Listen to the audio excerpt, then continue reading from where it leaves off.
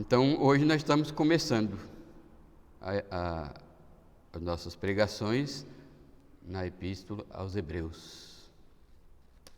Introdução à Epístola aos Hebreus. O tema geral da Epístola é bem claro na Epístola toda. É a superioridade de Cristo. A superioridade de Cristo sobre todas as coisas que existem, né? Especialmente quando se trata de personalidade, né? Superior a Moisés, superior aos sacerdotes, superior aos anjos, mas também suas obras também são superiores. O sacrifício que Jesus fez também é superior a todos os sacrifícios que até então o povo de Deus, Israel, fazia, ou já tinha feito. Então, o tema geral da epístola é a superioridade de Cristo. Alguns chamam supremacia de Cristo, mas é a mesma coisa, né? Supremacia e superioridade é a mesma coisa. Os desenhos que você vê aí no início são desenhos de fragmentos originais dos originais de Hebreus. Então, a mensagem central da epístola é que Cristo é o mediador da nova aliança, por isso é superior a todos, em todos os sentidos relacionados com a aproximação do homem com Deus e Deus com o homem. Ou seja, o homem precisa se aproximar de Deus, e ao se aproximar de Deus, Deus se aproxima dele. Como que é feito isso? Por meio de Cristo, o único mediador entre Deus e os homens, conforme nós lemos em Atos 4:12, né? Há um só Deus e um só mediador entre Deus e o homem, Cristo Jesus, homem. E esse é o tema central, a mensagem central da Epístola aos Hebreus. Então, lembrar que o nosso ponto de partida sempre será a mensagem de Paulo, certo? A abordagem de Hebreus é bastante diferente da abordagem do apóstolo Paulo, né? Então, por quê? Porque a abordagem do apóstolo Paulo sobre a salvação, a aproximação de Deus com o homem com Deus, né, se dá unicamente por iniciativa de Deus. Já a abordagem de Hebreus não nega isso, principalmente porque no capítulo 11 é bem claro que sem fé é impossível agradar a Deus, porquanto aquele que se aproxima de Deus crê que Ele existe e que se torna galardoador dos que o buscam. Mas a abordagem de Hebreus não é a partir do início, mas a partir do fim. Enquanto Paulo começa do início da vida cristã, Hebreus começa do fim. Você já viu alguma coisa começar do fim? É a epístola de Hebreus. Nada começa do final, né? Mas Hebreus começa do final, igual a escrita hebraica, do final da direita para a esquerda, né? Ou seja, do final para o começo. Por quê? Porque a epístola aos Hebreus valoriza, investe não no que você diz que é, mas do que você comprova em sua vida que você é. Então a salvação não começa, não é aquilo que você diz, né? É aquilo que você comprova pelo seu viver que é. E nós sabemos que isso coaduna com todos os textos bíblicos, com a Bíblia inteira, porque o próprio Jesus diz: nem todos que dizem Senhor, Senhor entrarão no reino dos céus. E nós sabemos que é muito fácil ser um cristão nominal. É muito fácil dizer: eu sou crente eu creio em Jesus Cristo como meu Salvador, Ele morreu na cruz por mim e eu estou indo para o céu. Muito fácil falar isso. Para Paulo,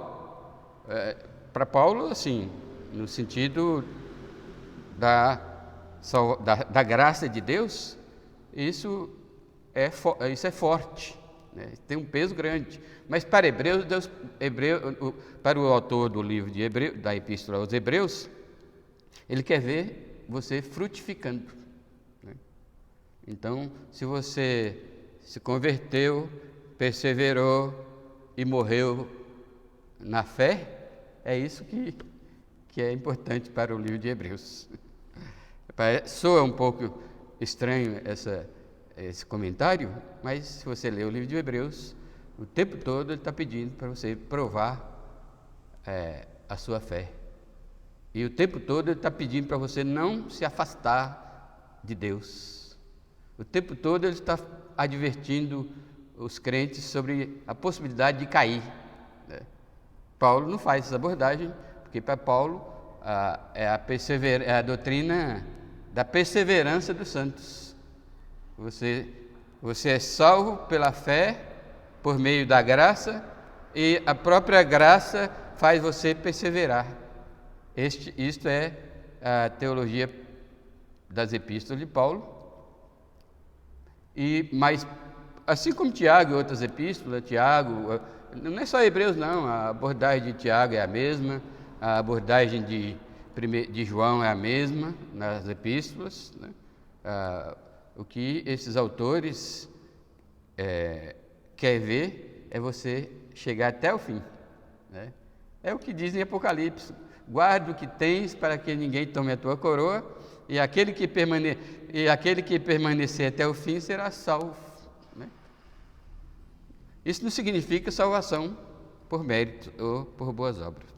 Mas eu vou ler um negócio aqui que eu intitulei de Pense nisso. Pense nisso. Isso não significa uma salvação orientada pelas obras, mas uma confirmação orientada pelas obras. É diferente. Ser salvo pela graça é confirmado pelas obras. A fé é a evidência, não o mecanismo. O mecanismo é a graça, né? A fé não é o mecanismo. Agora, isso aqui não estou... Essa frase não elimina a declaração dos reformadores, né? Sola fide. Não elimina o sola fide da reforma, que é um dos pilares da reforma. Sola fide, ou somente pela fé. Porque, ao dizer, mesmo os reformadores, que era forte na teologia paulina, assim como todos nós, mesmo os reformadores sabiam que a salvação é pela fé, mas o livro de Efésios 2 diz: isso não vem de vós, é dom de Deus. Então, a fé, né, ela vem sobre nós pela graça. Então, o mecanismo da salvação é a graça, cujo objetivo é a fé. Então, pela graça de Deus, sois salvos pela graça de Deus, Ele nos contemplou com a fé. Por isso que em Tessalonicenses, Paulo diz que a fé não é de todos. Por isso que a fé não é de todos. Porque a fé é somente aqueles a quem Deus, pela sua soberana graça, decidiu outorgar, né? Aqueles a quem Deus não deu a fé, nunca vão responder com fé. Porque a fé é a partir do mecanismo da graça. Os crentes não são salvos pelas obras, mas para as obras. Por isso que as preposições são muito importantes na Bíblia, em qualquer texto, né? É diferente ser salvo pela e ser salvo para, né? Porque o próprio livro de Efésios diz: pela graça sois salvos mediante a fé, isso não vem de vós, é dom de Deus, não vem das obras para que ninguém se glorie. Isso é o 8 e o 9. E o 10, pois somos criatura deles, criados em Cristo para as boas obras, as quais Ele preparou de antemão. Ou seja, a salvação pela graça frutifica e evidencia e demonstra-se através das obras. É tanto que Tiago, por isso que Tiago diz, sem a fé sem obras é morta. Então, os crentes não são salvos pelas obras, mas para as obras. Obras não são os meios de salvação, mas o resultado da salvação. A semelhança com Cristo, piedosa, fiel e diária, não é algo que fazemos, mas é algo que somos. Então, a semelhança com Cristo não é aquilo que nós fazemos, não é por meio do que nós fazemos, boas obras, méritos, mas pelo que somos, ou seja, pelo que Cristo fez nós sermos, né? Por isso que, acho que era João Batista que dizia, pela graça de Deus eu sou o que sou. Era João Batista ou era o próprio Paulo? Né? Acho que era Paulo mesmo que dizia. Né? Então, repetindo, vou ler essa frase outra vez para ficar bem claro. A semelhança com Cristo, piedosa, fiel e diária, não é algo que fazemos, mas quem somos nele, em Cristo. Se não houver mudança na vida de fé, não haverá evidência de nossa salvação. Nenhuma segurança para o crente. Então não adianta alguém dizer, eu sou salvo, eu vou para o céu, se na vida dele não evidencia uma mudança realizada pela graça por meio da fé. Hebreus quer ver o que realmente Jesus fez em nós, pela evidência das obras.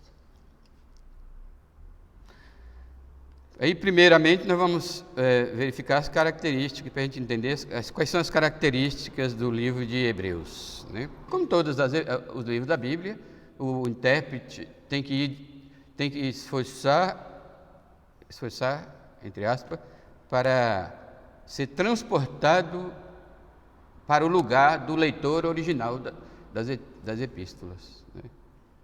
Sendo que o livro é aos Hebreus, Hebreus é um outro nome para judeus. Né?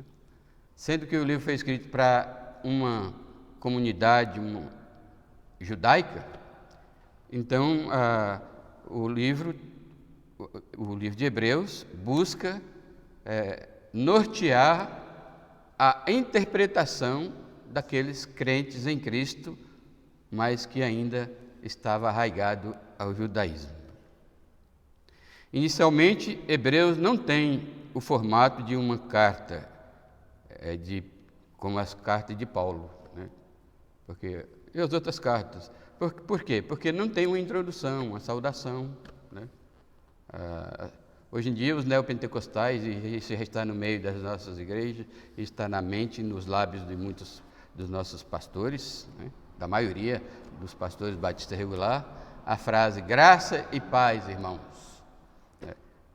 Já expliquei aqui que é desnecessário essa saudação, porque era cabeçalho das cartas naquele período do primeiro século. Assim como no Brasil, antigamente, a gente tinha um estilo de carta totalmente diferente das de hoje. Né? Antigamente, quando a gente escrevia uma carta, escrevo-lhe essa carta, e aí vinha um monte de palavras até entrar no assunto.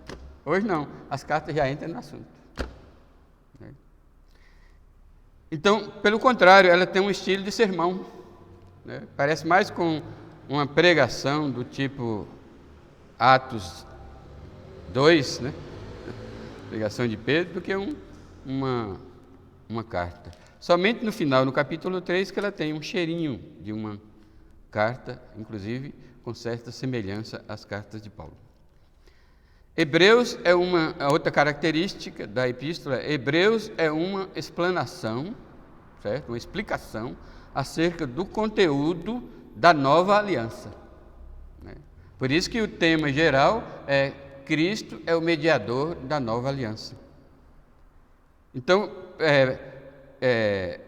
Hebreus, o autor de Hebreus, se presta, a Epístola de Hebreus se presta a informar-nos acerca do conteúdo da nova aliança e suas diferenças em relação à antiga aliança, ao mesmo tempo que apresenta uma visão muito confiável do Antigo Testamento.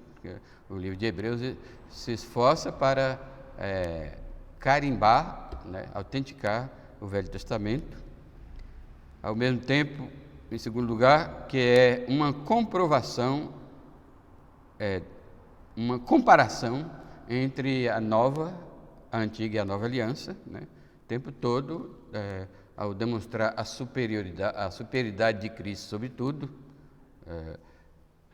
Hebreus está fazendo uma comparação entre a velha e a nova aliança. E Hebreus é o único livro do Novo Testamento que fala de Jesus como sumo sacerdote. Você não encontra em outras epístolas, ou outros livros da Bíblia, se referindo a Jesus como nosso sumo sacerdote, que sentou-se à direita do Pai e como um sumo sacerdote intercede pelos crentes. Porque ele entende, conforme lá nós vamos ver no capítulo 5, porque Jesus compreende as nossas lutas contra o pecado. Jesus compreende as nossas dificuldades, as nossas limitações, em todos os sentidos, porque ele mesmo passou por todas as tentações que nós passamos, com uma única diferença: ele não cedeu a nenhuma delas, enquanto nós, quando nós cedemos a uma tentação e caímos, Jesus é o nosso sumo sacerdote com plena compreensão. Aí Jesus trata o crente pecador com gentileza, com carinho, apoiando, tentando levantar aquele pecador, e não dando um pontapé no pecador que caiu para ele continuar caído. Então esse Hebreus é o único livro da Bíblia que fala de Jesus como sumo sacerdote. Outra característica, então essa é a característica na qual o livro de Hebreus faz a sua explanação da nova aliança. A nova aliança é bastante diferente da antiga aliança.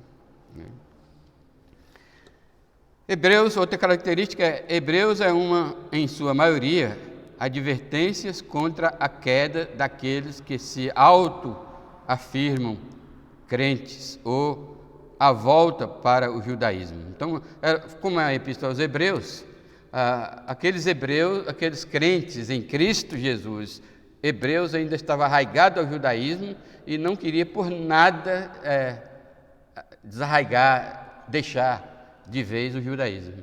Então, aí por isso que Hebreus é cheio de advertência contra a queda daqueles judeus que se intitulavam crentes, Mas, ao mesmo tempo, afirma o que todo o Novo Testamento afirma, que a certeza nunca é o objetivo, mas o subproduto de uma fé ativa nas promessas de Deus. Ou seja, dando ênfase aqui, o que vale não é você dizer, eu tenho certeza. Isso é bom, não é ruim não. Mas essa certeza tem que ser comprovada. Essa aqui é a proposta do livro de Hebreus. Deixa eu ver se tem mais características. Então, aqui encerradas as características, nós passamos para o autor, a autoria do livro de Hebreus. Quem escreveu a Epístola aos Hebreus? Esse é o problema, o único problema, acho que quase o único problema do livro de Hebreus é que ninguém sabe quem foi o autor. Hebreus é uma epístola anônima, certo? Mas há muitas possibilidades. Por exemplo, Clemente de Alexandria, ele achava que Paulo escreveu Hebreus e Lucas escreveu Hebreus em hebraico e Lucas traduziu para o grego. Essa era a mente de Clemente no primeiro século. Orígenes, que famoso intérprete da Bíblia, que viveu entre 185 e 253 depois de Cristo, afirmou que os pensamentos são de Paulo, mas foi escrito por um seguidor dele posteriormente, como Lucas, ou até mesmo Clemente de Roma. Então, são possibilidades. Mas, conquanto não sabemos quem é o autor do livro de Hebreus, mas nós sabemos e conhecemos um pouco do autor. Ou seja, que ele era um cristão judeu, que ele, isso eu estou falando com base em alguns pesquisadores, né? Que ele cita a tradução grega do Antigo Testamento, chamada a Septuaginta, usa exemplos de procedimentos do tabernáculo antigo, isso está cheio nas epístolas, qualquer um pode checar e verificar, que ele cita procedimentos do tabernáculo antigo, mas, isso é interessante, porque ele cita os procedimentos do tabernáculo antigo, da antiga aliança, e se baseia lá, né, para fazer as comparações, e não nas práticas atuais dos judeus. Porque, como nós já vimos, as práticas atuais, quando Jesus veio, as práticas atuais dos judeus, dos sacerdotes, era muito diferente das práticas do Antigo Testamento, especialmente do livro de Levítico. E sua orientação, embora ele estava escrevendo em época de grande valorização da filosofia, o seu ponto de partida, a sua orientação não era os filósofos, e sim o Velho Testamento. É a partir do Velho Testamento que o escritor da Epístola aos Hebreus escreve o livro de Hebreus. Óbvio, se ele vai fazer o tempo todo comparações entre a antiga aliança e a nova aliança, então o ponto de partida tem que ser o ponto de partida orientador, teria que ser o livro o Velho Testamento. Então, esse livro é anônimo, mas o autor era bem conhecido dos destinatários, ou seja, você nota que ele era conhecido ele é anônimo para nós, mas para os destinatários da epístola ele não era anônimo. Você nota pela intimidade, né, com que Hebreus trata os primeiros leitores da Bíblia, os primeiros leitores da epístola, ou seja, aqueles para quem o livro foi escrito. Agora, por que há dúvida sobre a autoria de Paulo? Porque muitos ainda insistem em dizer que Paulo escreveu e outros insistem em dizer que não foi Paulo que escreveu. Eu vou citar só a segunda opção, aqueles que insistem que não foi Paulo que escreveu a Epístola aos Hebreus. Primeiro, porque o estilo da Epístola aos Hebreus é muito diferente da Epístola de Paulo, das Epístolas de Paulo, exceto o capítulo 3, que guarda algumas semelhanças, né?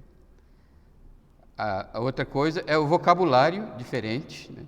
Você nota que quando você lê Hebreus, se você vai lendo as epístolas de Paulo, qual é a última epístola de Paulo? Filemão, né? Quando você lê Filemão, aí você passa para Hebreus, você já nota que você saiu do estilo de Paulo.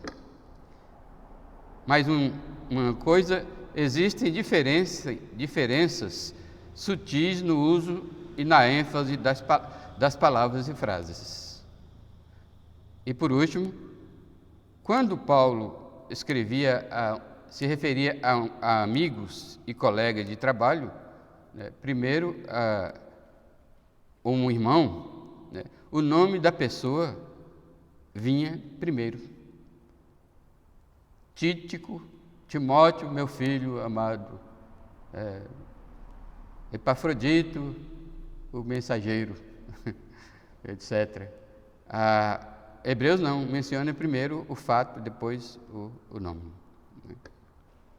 O fato, o adjetivo. Né? Por exemplo, nosso irmão Timóteo. Né? Paulo escreveria assim, Timóteo, nosso irmão.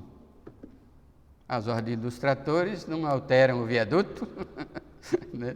Isso é verdade, mas é o estilo diferente do autor de Hebreus escrever, que dá uma pista para dizer que não foi Paulo que escreveu. Outras teorias acerca da autoria é Clemente de Alexandria, Clemente de Roma, mencionei no começo. Clemente de Alexandria acreditava que Lucas traduziu para o grego a escrita original de Paulo em hebraico. Orígenes, de novo, disse que Lucas, o Clemente de Roma, o escreveram, mas seguiram os ensinamentos de Paulo. Jerônimo e Agostinho, bem depois, pelo menos 300 anos depois, aceitam a autoria de Paulo, mas apenas para facilitar a aceitação no cânon pela Igreja Ocidental. Porque Jerônimo e Agostinho já têm o ponto de vista ocidental da interpretação bíblica. Martinho Lutero disse que Apolo escreveu. Pulei Tertuliano. Tertuliano acredita que Barnabé, como um levita associado a Paulo, escreveu o livro de Hebreus. Calvino disse que Clemente de Roma ou Lucas foi o autor. Aí já tem uma dúvida calvinista aí. Esse aqui eu não conheço, mas eu vou mencionar porque eu copiei aqui. Adolfo von Harnack, eu ia pesquisar quem era ele, mas esqueci. Disse que Áquila e Priscila escreveu a epístola. Mas aí o argumento forte é se Áquila e Priscila fossem os escritores de Hebreus, aparecia uma forte semelhança paulina, porque Áquila e Priscila eram discípulos de Paulo. E eles também não tinham essa prerrogativa de escrever um livro da Bíblia. E outras afirmações. Terceiro ponto aqui, para quem a confusão, qualquer um comete esse erro, né? Para quem o autor do livro, eu também chamo de livro, vocês estão notando que eu estou tropeçando nas palavras epístola e livro toda hora, né? Porque eles parecem mais com um livro do que com a epístola, né? Então, a quem a epístola aos Hebreus foi destinada? Né? Quais eram os autores, os leitores originais da epístola, os destinatários originais da epístola? Né? Podemos começar a partir do título, aos Hebreus. Né? Então, isso indica que o livro foi escrito para um povo hebreu, ou seja,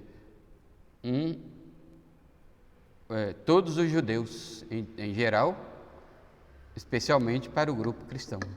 Porque todos os judeus em geral, especialmente para os judeus cristãos? Porque a Bíblia ela é dirigida tanto a crente como a incrédulo. A Bíblia inteira tanto tem o propósito de edificar os que já estão em Cristo Jesus, os que estão na fé, como os que ainda não estão na fé, os incrédulos. Né? Aí no caso dos judeus, a epístola aos Hebreus incentiva, exorta-os a sair do judaísmo, firmar-se na fé em Cristo e ter cuidado com os falsos, com os pseudos cristãos lá dentro daquele grupo de cristãos judeus, porque esses iriam cair. Né? A advertência da queda visa advertir os pseudos cristãos que se reunia com os verdadeiros cristãos, assim como hoje nas igrejas. Né? E aos incrédulos a advertência era para que se convertesse. Mesma coisa, o Evangelho. O Evangelho, ele faz sentido tanto para o crente como para o incrédulo. Para o crente, para a edificação, e para o incrédulo, para o arrependimento e a fé salvadora. E a evidência interna comprova isso, que essa epístola foi escrita para um grupo específico de judeus crentes, até mesmo uma sinagoga, né, de judeus crentes em Cristo, né. Há a possibilidade que seja uma sinagoga, mas o alvo são os judeus crentes e os incrédulos, né. Aí alguns subitens aqui, para reforçar esses 2 pontos. Eles parecem ser crentes judeus por causa das numerosas citações do Antigo Testamento acerca do assunto cristianismo, né? Segundo, eles haviam experimentado alguma perseguição. Então, aqueles judeus crentes, é claro que eles enfrentaram perseguição, principalmente porque eles eram judeus cristãos e congregavam, se reuniam como judeus cristãos, certo? Não é diferente das epístolas de Paulo, porque era dirigido a igrejas gentílicas onde congregava gentios e cristãos, gentios e judeus. Mas Hebreus é dirigido só aos judeus cristãos. Então, muito provavelmente, eles sofreram perseguição, e é citado lá, nós encontramos no decorrer da epístola. Então, eles devem ter enfrentado perseguição nos dias de Jesus, né? Porque nos dias de Jesus, o judaísmo era reconhecido como religião legal, o judaísmo. Mas o cristianismo não era reconhecido como religião legal, ou pelo contrário, né? Então, muito provavelmente, eles tenham sofrido perseguição, talvez sob Nero, que foi o primeiro perseguidor da igreja, porque Nero governou Roma como imperador nos anos 50, a partir dos anos 50. Tanto que Pedro, que viveu no período de Nero, sofreu a sua crucificação de cabeça para baixo, né, sob a perseguição de Nero. E Nero foi aquele que incendiou Roma e colocou a culpa nos cristãos. Nero era aquele que colocava ensopava os crentes de combustível, amarrava no poste, tocava fogo e ficava da janela do palácio dando gargalhadas. Nero era aquele que pegava os cristãos e jogava para as feras comerem. Nero era aquele que pegava os cristãos e colocava para lutar com um gladiador. Eu quero o que um cristão que não praticava exercício, né, ia fazer diante de um gladiador. Então, Nero era cruel, né? Dizem que ele era louco. Agora, eu não sei se é louco varrido ou louco encerado. Então, os destinatários originais da epístola eram os judeus reunidos como cristãos. A data, estou quase chegando lá. A data e a ocasião em que foi escrita, né?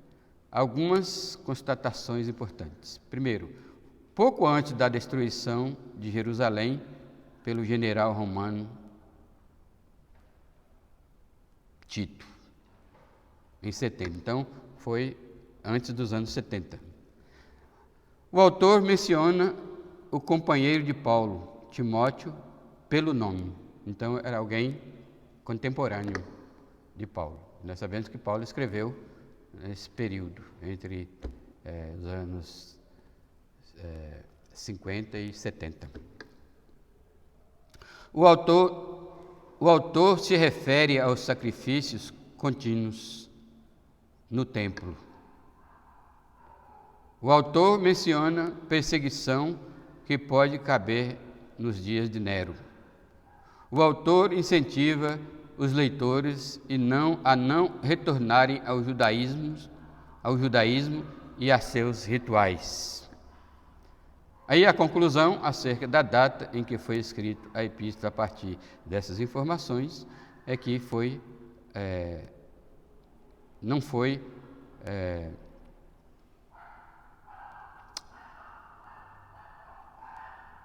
após, aqui é negativo, não foi após os anos 70, né? Foi antes dos anos 70, antes da destruição do templo. O autor usa rituais do tabernáculo e não do templo de Herodes, tabernáculo do Velho Testamento. O autor menciona perseguição, possivelmente sobre Nero, mais tarde possivelmente sobre Domiciano. O livro pode se relacionar com o renascimento do judaísmo rabínico, no final do primeiro século, talvez. Então, a data é importante saber que é entre os anos 50 e 70. Agora, por que o autor do Hebreus escreveu a epístola? Qual é o propósito da epístola? Por que foi escrita a epístola? Primeiro, porque os cristãos judeus, para que os cristãos judeus fossem encorajados a deixar a sinagoga e se identificar publicamente e totalmente com a igreja. Este movimento para abraçar Cristo é baseado na superioridade de Jesus sobre Moisés, sobre os anjos, tarará, certo? Então, por isso que ele tenta convencer os judeus da superioridade de Cristo, a fim de que eles, de uma vez por todas, tomem a decisão de sair da sinagoga, ou seja, do sistema da religião judaica. Segundo, porque os cristãos judeus são encorajados a assumir o mandato missionário do Evangelho. Esta mensagem para abraçar totalmente a Cristo é baseada na superioridade da nova aliança sobre a aliança de Moisés. Então, os judeus tinham que entender os judeus cristãos, que tinham que entender que agora eles estavam não sobre a antiga aliança, mas sobre a nova aliança, e a nova aliança requer evangelização. Então, eles tinham que tirar as nádegas do sofá, não sei se existia sofá antigamente, e sair proclamando o Evangelho, já que a antiga aliança é inferior à nova. Os judeus, foi escrito para que os judeus incrédulos, que estavam adorando junto com os crentes, tinham que entender a diferença entre três pronomes que é usado no livro de Hebreus, que é claro no livro de Hebreus, nós, você e eles. Então o livro de Hebreus faz uma distinção entre ser crente e ser incrédulos, certo? Aí, um breve esboço de Hebreus.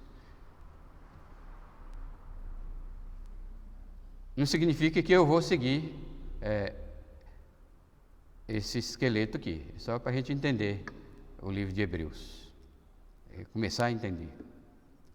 Porque a exposição de qualquer livro da Bíblia tem que seguir os parágrafos, porque algumas vezes, quando muda de parágrafo, muda também de assunto ou de tema, como eu tenho feito no livro de Isaías, em todos os textos que até agora foram expostos na pregação. Então, o capítulo 1, de 1 a 3, fala da superioridade do Filho de Deus sobre os profetas. Antigamente os profetas falavam, mas hoje quem fala é o Filho. E o autor realça a superioridade da comunicação do Filho de Deus a clareza, principalmente em termos de clareza, né? A comunicação do Filho de Deus, o Verbo que se fez carne, e a comunicação dos profetas, que, como nós estamos vendo no livro de Isaías, é muito rebuscada, tanto é que é difícil da gente encontrar o fio da meada para a compreensão do livro de Isaías. Graças a Deus nós já descobrimos o fio da meada, não descobrimos? Qual é o fio da meada para descobrir, para entender o livro de Isaías? Domingo que vem a gente volta a pensar nisso. O capítulo 1, do versículo 4 até o capítulo 2, versículo 18, o autor fala da superioridade do Filho de Deus sobre os anjos. No capítulo 3, de 1 a 4, ou de 1, do versículo 1, ou seja, o capítulo inteiro, até o capítulo 4, versículo 13, o autor fala da superioridade do Filho de Deus sobre a aliança mosaica, aliança com Moisés. Aí Hebreus 6, 13, versículo 13 até o capítulo 7, versículo 28, fala da superioridade do Filho de Deus sobre o sacerdócio arônico. O capítulo 5, por que 5 aqui? 11 a 6 e 12, fala da superioridade dos judeus crentes sobre os judeus descrentes. O capítulo 8, 1 ao capítulo 10, versículo 18, fala da superioridade do Filho sobre os procedimentos da aliança mosaica, os procedimentos litúrgicos, né? Sacrifícios, libações, etc. E finalmente Hebreus 10, capítulo 10, 19 a 13, 25. Capítulo 10, 19 ao capítulo 13, 25, fala da superioridade do Filho de Deus, defendida e revelada na vida dos crentes, certo? Porque aí o livro fecha coerentemente, porque se na visão do livro de Hebreus, o valor de ser crente não está no seu início, mas no final, quando é verificada a sua perseverança, corroborada pelos frutos, então a ação do Filho de Deus sobre os crentes, né, defende a sua superioridade. Tá certo?